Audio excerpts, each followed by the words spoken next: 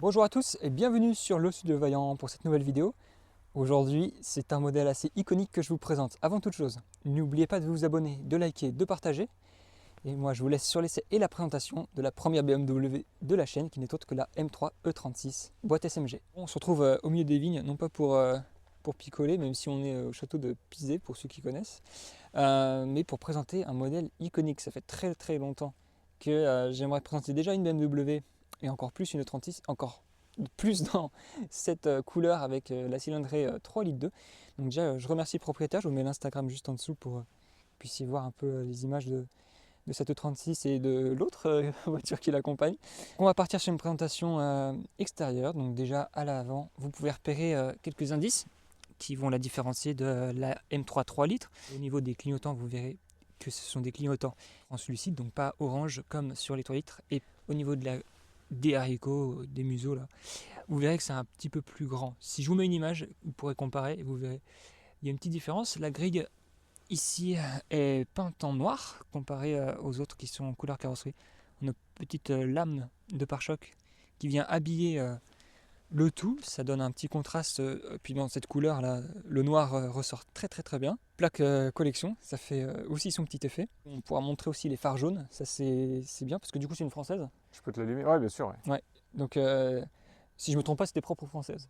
Comme ça, Ouais. complètement. Donc les phares jaunes, s'ils sont assez emblématiques, ça me fait penser aux phares jaunes et damiers sur Lyon, donc petit coucou à eux, la petite dédicace. On passe ensuite sur ces jantes, donc qui sont bien propres à la M3 E36. On est sur une version 100% d'origine. Tu es monté en combien? Alors c'est en du 17 pouces en 225 de large et 245 à l'arrière. Ok. Différence par rapport à la 3 litres aussi. La 3 litres, elle a les 4 mêmes pneus, il me semble. C'est la même largeur. Franchement, pour du 17, 17, ça commence à devenir un petit peu gros pour l'époque. Franchement, c'est bien proportionné. Ça choque pas du tout. Et puis, ça remplit bien sans que ce soit des flancs minuscules. Donc, c'est pas mal. J'avais oublié de le dire, mais on a évidemment des petits lave-phares juste ici. Et puis, sur le côté, on a la jupe latérale qui fait cette forme un peu particulière là, que j'aime bien sur les E36. On a le badge M3 et les rétroviseurs qui sont assez emblématiques forcément.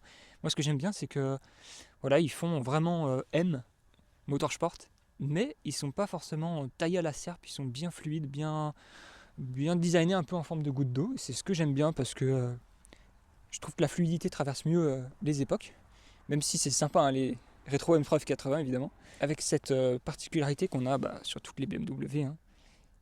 Le pilier, alors ici, il y a un pilier ou pas? A, B, C. Bon, normalement c'est le C. Voilà, qui a cette petite échancrure à la fin, propre au BMW depuis bien longtemps. Donc voilà, c'est une belle jante qu'on retrouve à l'arrière et le becquet qui vient anoblir un petit peu, rendre un peu plus sportif et dynamique l'arrière de cette M3 36 3 litres 2. Le logo qui trône toujours à la même place, ça change pas. On a un petit diffuseur noir qui vient, il n'est pas très gros, mais ça vient habiller de façon assez classe d'ailleurs, sans que ce soit trop agressif. Et puis la double sortie iconique hein, qui laisse échapper le son du 6 cylindres que vous aurez l'occasion d'entendre tout à l'heure. Je remercie vraiment aujourd'hui pour l'opportunité de filmer une M3 E36 3 litres 2 dans cette couleur. Est-ce que cette couleur a un nom que moi, malheureusement, je ne connais pas? Ouais. Alors, c'est le jaune Dakar type 2, parce que c'est pas le même jaune que la 3 litres. J'aurais pas deviné, parce qu'il y en a d'autres, des jaunes chez BM sur les plus récentes. Mais ok, jaune Dakar type 2 du coup. Et franchement, ça lui va très bien. Alors aujourd'hui, on n'a pas grand soleil comme vous pouvez le constater. Vous pourrez certainement profiter un peu de ces couleurs, et ça manque de couleurs dans notre parking, dans notre parc automobile aujourd'hui. Il suffit de regarder là-bas des voitures noires, grises et blanches. La mienne est grise, je n'échappe pas à la règle. Donc voilà, ça fait du bien. Et puis, est-ce que c'était la couleur de présentation? Oui. Oui, c'est ça. Comme d'ailleurs sur les 46. Il me semble, oui. Oui. Donc matching color avec l'histoire de la voiture. On se retrouve donc avec l'habitacle. Déjà vous avez tout de suite cette ambiance très noire, donc très sportive, comme le ciel de toit, hein. Tout est peint en noir. Donc je trouve que ça donne tout de suite une aura à l'intérieur de cette M3 E36. Vous savez dans quoi vous rentrez, quoi. Alors si on peut commencer déjà par la contre-porte, on retrouve le petit motif, c'est sympa en fait, ça reprend les motifs un peu années 2000, 90-2000, et en même temps ça reprend les couleurs Motorsport que vous pouvez retrouver juste ici sur le beau bandeau du seuil de porte. Je trouve que c'est très classe, hein. On pourrait même penser que c'est un peu M3E30 avec ces petites bandes blanches là qui courent comme ça. Ça fait vraiment très classique et en même temps intemporel. Les sièges Cobra, qui sont non pas électriques mais manuels, je me suis fait avoir en regardant la première fois. Tout est bien fait. En fait, il y a le côté rigueur allemande et souplesse de BMW. Parce que c'est vrai que par rapport aux autres constructeurs, ils ont un côté un peu plus souple, un peu plus cool aussi que la rigueur généralement qu'on peut retrouver notamment chez Audi. Je ne vais pas commencer à alimenter les conflits, mais c'est simplement une comparaison qui me saute aux yeux en voyant cet intérieur qui est sympathique. Les sièges Cobra, vous les connaissez certainement, mais voilà, en tissu. On peut retrouver aussi la même sellerie à l'arrière, donc ça c'est sympa. Boîte SMG, donc ce sera l'occasion de découvrir tout à l'heure au volant ce qu'elle propose. Et le petit logo M vient aussi rappeler dans quoi vous roulez, juste ici. L'intérieur assez sobre, alors vous me direz qu'il y a pas mal de boutons sur la console centrale, mais moi je trouve que c'est vraiment orienté sur la conduite et c'est pas étonnant de la part de BMW. Compteur gradé jusqu'à 280, zone rouge à 7500 tours. Il commence à 7500 tours et le logo M au milieu. Moi je trouve que c'est sympa, les logos sont petits mais on les repère facilement grâce aux trois couleurs. Et globalement c'est un habitacle qui sait faire sobre, hein. J'imagine que... Alors, je sais pas ce qui change par rapport à une M3, à une E36 classique, parce qu'en fait il y a des petits logos, des petites touches, mais ça reste... ça reste sobre et efficace. Voilà. Il n'y a pas vraiment grand chose à dire, à part si ce n'est l'aura en fait, que ça dégage. Comme quoi, il n'y a pas forcément besoin d'en faire beaucoup pour que ça dégage un état d'esprit vraiment particulier, orienté conduite. Et je pense qu'on le ressentira encore mieux une fois qu'on sera sur la route. Pour ceux qui seraient tentés par le modèle et qui voudraient en acquérir une, franchement, je trouve que le coffre est pas... C'est pas mal, hein. Il y a de la place. Là, franchement, vous pouvez partir en voyage tranquille. Ce que tu disais juste avant, c'est vraiment pratique. Et puis, comme on en parlait juste avant aussi, les places arrière sont pas plus restreintes que dans une berline ou un touring, puisque l'empattement est identique. Donc, c'est pas mal du tout pour un coupé.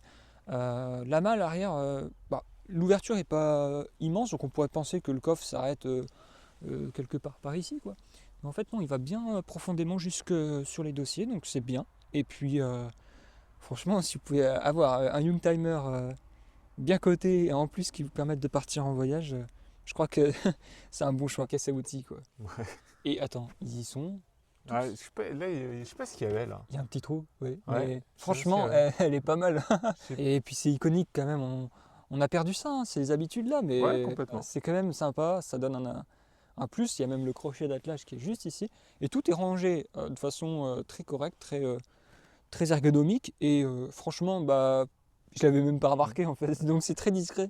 J'aurais pu y penser étant donné que c'est assez courant. Mais comme quoi, voilà, on peut faire les choses bien, hein, n'est-ce pas? C'est dommage hein, aujourd'hui que ce soit plus le cas, mais voilà une preuve d'ingénierie, de praticité, c'est vachement sympa. On a ouvert le capot, c'est déjà vraiment merveilleux. Encore une fois, ça change vraiment de nos jours. On n'a plus du tout ce genre de belles présentations. Je note tout de suite qu'il y a la mousse qui est de couleur noire, donc en fait ça donne la même ambiance qu'à l'intérieur. Vraiment la configuration se poursuit jusqu'à l'intérieur du capot, on a un magnifique 6 cylindres, 3 litres 2, une cylindrée qui est pas mal pour un 6 cylindres, hein, que ce soit V6 ou 6 cylindres, généralement c'est 3 litres, donc 3 litres 2 c'est déjà sympa. Et puis 321 chevaux, donc on le verra après comment ça rend avec la boîte SMG, mais je trouve que pour un Atmo dans ces années-là, c'est déjà sympa, quoi. Il y a moyen de se faire plaisir et je pense que ça pouvait un peu titiller certaines Porsche, je pense. Ouais, bien sûr. Placer assez facilement. Ouais, bien sûr. En fait, elle avait tué la 968. Porsche avait sorti la 968 vrai, pour remplacer la 911. Et heureusement, BM, ils ont sorti ça et du coup, la 911, elle a perduré. Oui, voilà. Ouais, ça a peut-être sauvé la 911 au final. Ouais, c'est ce que j'aime à croire, tu vois.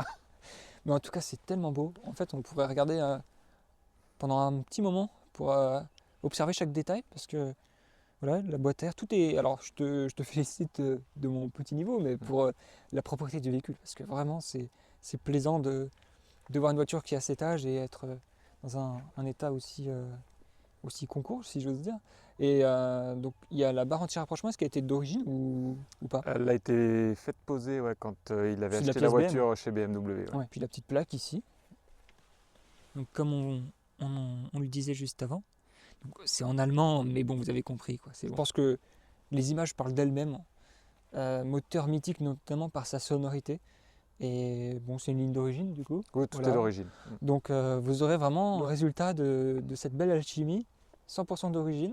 Donc ça donnera une vraie idée à ceux qui souhaitent acheter une M3E36 qui n'a jamais été modifiée. Moi, cette voiture est vraiment une belle représentation d'une époque révolue, certes, mais comme quoi on peut faire les choses bien, efficaces, et faire en sorte que ce soit beau et que ça dure dans le temps. Ça aussi, les beautés sont parfois éphémères, et celle-ci dure dans le temps. Donc moi, je trouve qu'on a une belle combinaison avec cette voiture. Bon, nous voilà à bord de la M3E36 3 litres 2. J'aurais jamais pensé dire ça il y a quelques années. Donc déjà, je te remercie pour ce privilège et pour ta confiance de me laisser le volant. Petit à petit, je prends mes marques avec la SMG. Bon, déjà, c'est pas une voiture très grande visuellement quand on est à bord. On sent que la direction est lourde, donc c'est déjà d'emblée une atmosphère bien sportive. Il faut apprendre à conduire avec cette boîte. C'est amusant quand même d'avoir une boîte semi-manuelle en fait, c'est semi-auto, semi-manuel. C'est très aseptisé malgré tout quand on est à Paris, on pourrait rouler tranquille en fait aussi avec cette voiture. C'est ce que je vois à prime abord. Et au niveau, est-ce que ça chasse bien de l'arrière ou pas? Parce que ça va pour moi par exemple qui débute, je risque pas d'être surpris. Non. Ok. Non, c'est quand même stable comme voiture. Et là on est à 80, on le sent pas. Et quand on voit le contour, c'est encore plus flagrant de voir la réserve qu'il y a. Ouais, complètement. Et c'est exceptionnel. Je te remercie vraiment pour cette expérience.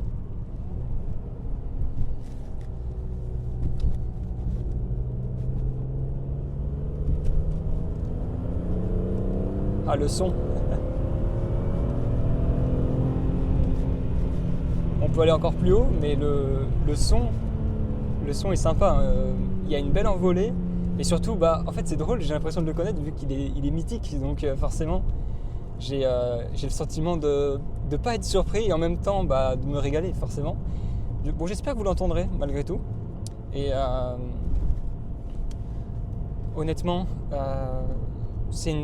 est-ce qu'on peut dire que c'est une GT ou qu'elle a le potentiel d'être une GT? Un petit peu. Parce que, tu vois, là, honnêtement, même en poussant, j'ai pas poussé à fond, mais juste là, je parle d'une utilisation un peu comme ça, tu vois, simple, tranquille. Elle fait vraiment très GT, je pourrais faire des bornes. Voilà. C'est plus GT que, surtout en SMG. C'est plus GT, ouais. Et franchement, en fait, c'est marrant parce que par rapport à l'idée qu'on se fait de BMW, en fait, ça donne pas vraiment forcément l'envie de taper dedans à tout prix. Non, je suis d'accord. Ouais. Alors que... c'est l'avantage, c'est qu'il y a du couple en bas aussi. Oui, ça c'est très coupleux, ça faut le dire. C'est aussi je trouve que c'est un des points communs de toutes les voitures qui sont agréables à conduire et qui sont aussi des voitures, en anglais ils le disent plus facilement que nous, ils disent driver's car parce que c'est la voiture du conducteur et d'ailleurs tout est tourné vers moi. En fait, c'est ma première expérience M parce que j'ai fait mon auto-école sur des séries 1, mais alors là, vous en direz ce que vous voudrez, mais donc c'est une boîte 5 ou 6 6. Ok. Mais bon, c'est pas ma première expérience BMW strictement, mais ma première expérience M, ça c'est sûr. Et la première expérience dans une vraie BM, dans des places du coup aux autres qui ont des séries 1. Mais voilà, vous savez très bien de quoi je parle et c'est vraiment agréable. Et même comme je disais, la direction est lourde et la voiture, contrairement à l'idée qu'on se fait des BMW en se disant ça va chasser de l'arrière. Non, ça va. Franchement, ça va. On sent qu'il y a un peu de poids. Alors, combien ça fait Ça fait un peu moins d'une tonne 5 à vide. D'accord. À vide, ouais. Enfin, pour un coupé, c'est déjà bien, on va dire. Tu le sens. En fait, je sens une lourdeur et c'est vrai que tu sens que la voiture est posée au sol. Quand tu vois le 36, je sais pas, elle a une silhouette assez légère et tu penserais qu'elle va commencer à bouger. En fait, non. Et c'est là où je suis surpris de trouver en prime abord, plus une GT qu'une sportive. Voilà, après, il y a du roulis quand même. Bah ça, je le verrai Par rapport à des sportives. après un peu dans. Beaucoup de roulis quand même. Après, mais c'est hyper sécurisant. il y a 30 ans d'écart, donc forcément. Ça reste hyper prévenant. Ah oui, je vois. Appuie.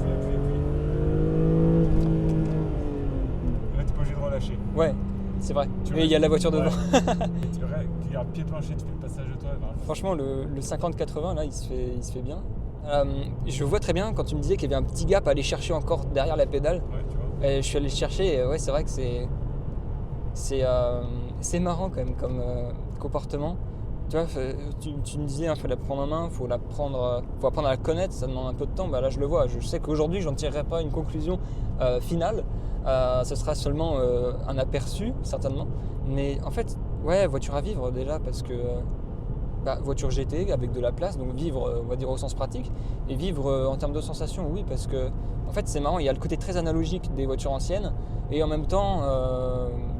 Je trouve que je suis pas du tout dépaysé. Alors je roule dans une voiture des années 2000, mais je suis pas dépaysé par rapport même aux voitures que j'essaye en général, parce que l'insonorisation est très bonne.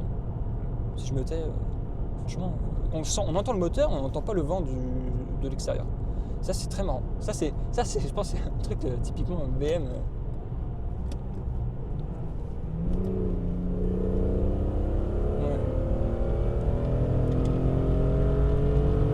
Ouais, c'est ça. Chercher tout en haut. Ah oui, je le vois. J'ai aussi vu le compteur, mais ouais, en fait, ça marche. Ouais, ça marche. Ok, c'est bon, j'ai compris. En fait, j'ai oublié qu'il y avait 321 chevaux parce que quand on voit la voiture, on ne pense pas à ça. Parce que 321 chevaux, mine de rien, même dans nos GTI actuels, il n'y en a pas. Il y a des 300 chevaux. Il y a des peut-être 320 chevaux maintenant, ouais, avec certaines voitures. Mais pas avec même une Golf R, c'est finalement pas bien plus au-dessus. Du coup, l'air de rien, ça marche, hein. Et en atmo, ça marche bien. Hop. Et la suspension est pas si mal, hein.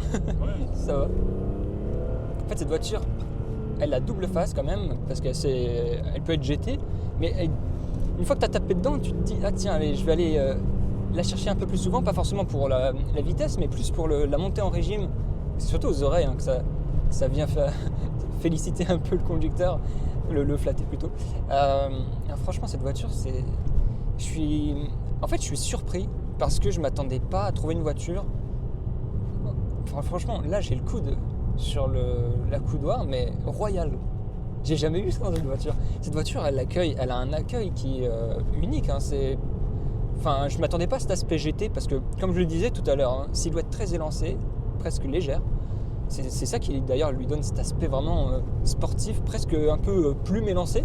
Et malgré tout, une fois qu'on est à bord, on a ce côté un peu. Et puis la direction, ça va. Parce qu'une voiture GT, généralement, elle ne va pas forcément être très précise. Là, vraiment, il n'y a pas de lag.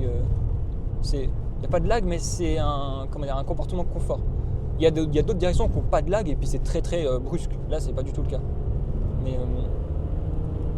ouais, en fait, cette voiture, elle s'apprécie sur un rapport. C'est-à-dire que tu vas partir d'en bas, tu vas aller chercher en haut.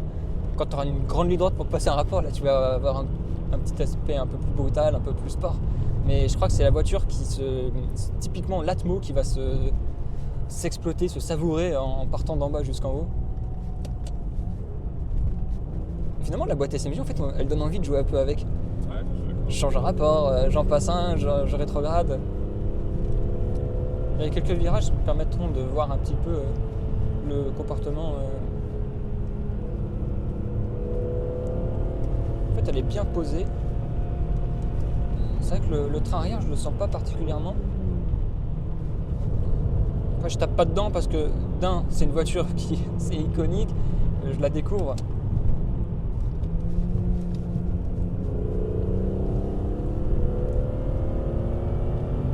Il faut un peu que je tape dedans pour tous les gens qui rêvent de l'essayer, parce qu'ils vont m'insulter sinon.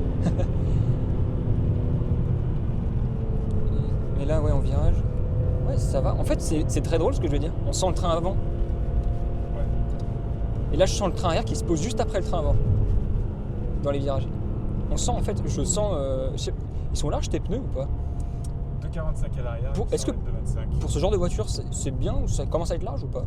Ah, l'arrière, ça commence à être large. Parce que, tu sais, j'ai l'impression d'avoir... Ces années, hein, Dans mon ressenti, tu vois, ici, de ce côté, à l'arrière droite du siège, dans le virage à gauche, là, j'ai l'impression de sentir l'épaisseur, enfin la largeur du boudin, tu vois. Vraiment, j'avais l'impression de pouvoir calculer tellement tu sens le pneu là, qui se pose un peu dans le côté de la route, là. Et c'est très drôle parce qu'il y a une toute petite latence, donc tu sens le train avant qui travaille. Juste après, ton train arrière vient se poser. En fait, cette voiture, je crois qu'il faut la posséder pour vraiment la connaître, la savourer.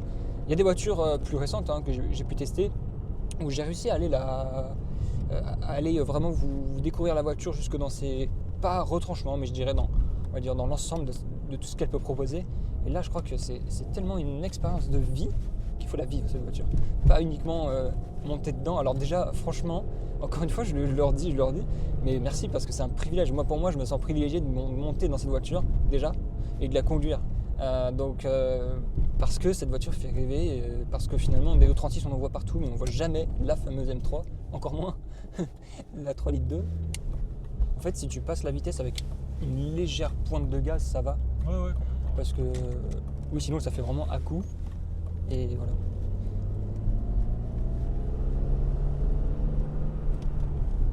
Ah oui, c'est mieux. Tout à l'heure, je lâchais tout. Ça faisait vraiment à coup. C'est pas très fluide. Et là, oui, c'est mieux.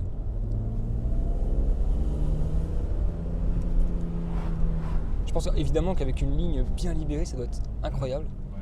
C'est pas un reproche, c'est vraiment... J'ai hésité, je te Ouais. Mais le fait que je l'ai gardée d'origine, ça la préserve de... Voilà, c'est...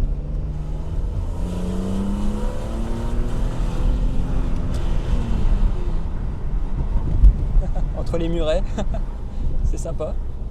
Et on peut même se faire plaisir sans aller très vite, parce que là j'ai lancé la deuxième et comme le contour est très vaste, il y a moyen de se faire plaisir à tous les niveaux.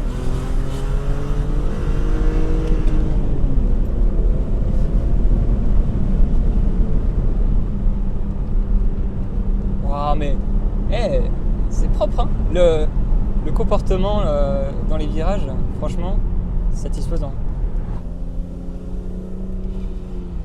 Ah, c'est beaucoup plus fluide, ouais. Faut pas tout lâcher non plus. C'est vrai qu'au début, j'étais un peu ric-rac. Ouais. Alors, comme je vous le disais, hein, cet essai sera pas un essai complet. Alors, sur circuit, peut-être, on peut. Ok. Mais c'est drôle, hein, quand tu reprends les gaz à bas régime, t'as cet aspect voiture années pas 60, mais années 70-80, l'espèce de... Comment expliquer ça? Mais le son, voilà, la reprise des gaz, elle est bien présente. Et en fait, ce qui est cool avec cet aspect GT aussi, c'est que tu as des suspensions qui filtrent bien, qui n'empêchent pas la tenue de route, mais qui filtrent bien. Les baquets Cobra sont pas mal non plus. Et le maintien est là sans que ce soit non plus... pardon, sans pas rentrer dans les côtes non plus, c'est ça qui est pas mal. Cette voiture, en fait, c'est pour moi l'archétype de la BMW parce qu'elle est aboutie. En fait, ils ont su faire un couteau suisse puisque clairement on peut aller titiller les chronos, je pense, derrière les Porsche. Et puis même rouler un peu de quelques centaines de kilomètres avec une personne ou même deux à l'arrière. Vous pouvez rentrer quelques bagages dans le coffre. En fait, c'est drôle parce que sur la chaîne, j'essaye beaucoup de voitures qui ont comme principale qualité d'être polyvalentes. C'est dur de ne pas mettre dans chaque titre polyvalence. Mais finalement, en fait, plus le temps passe, plus j'essaye des voitures, plus je m'aperçois que le coupé, c'est la voiture. Parce que la plupart des coupés sont quasiment tous polyvalents. Ils permettent tous d'avoir le comportement GT. Ça, pour le coup, généralement, ils l'ont tous. Parce qu'ils n'ont pas forcément tous la pointure de la performance, d'une préparation et d'un bureau d'études motorsport. Mais le coupé, je crois que c'est pas pour rien, c'est pas uniquement pour la ligne, c'est pour aussi cette praticité. Ouais, c'est vraiment ça, c'est une voiture de gentleman driver, ça c'est sûr et certain. C'est de gentleman driver et de the glove driver. Ça, c'est sûr que c'est le genre de voiture qu'il apprécie. Bon, là, on est sur les derniers kilomètres. J'ai fait une poussée, j'ai testé un petit peu, mais vous voyez déjà, cette voiture, c'est une voiture qui a une certaine aura. J'ai envie de la respecter, et puis en même temps, je me dis que voilà, il faut un peu d'expérience. Donc, je vous laisse avec les derniers petits virages.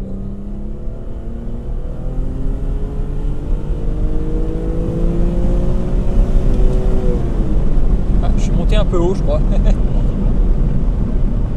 Bon, j'anticipe un peu les freins. Le mordant n'est pas forcément très immédiat. Si je garde un peu de gaz, ouais. Ah ouais. Ça a la santé, hein. On se retrouve pour conclure cette vidéo. Donc déjà, je tiens à te remercier. Bon, même si personne ne t'aura vu, mais du coup, voilà, je tiens vraiment à te remercier pour ta confiance, pour m'avoir laissé le volant, ta sympathie, puis pour l'opportunité déjà de pouvoir vous présenter ça aujourd'hui. Et puis pour moi, c'est une vraie expérience. Là, je vis vraiment quelque chose. C'est un moteur mythique, c'est une voiture mythique. Et en plus, j'ai découvert cette voiture. Parce que les voitures très connues, au bout d'un moment, on est un peu habitué au son. On est habitué à les voir en photo. Et on pourrait penser les connaître. Et en fait, j'ai vraiment découvert cette voiture.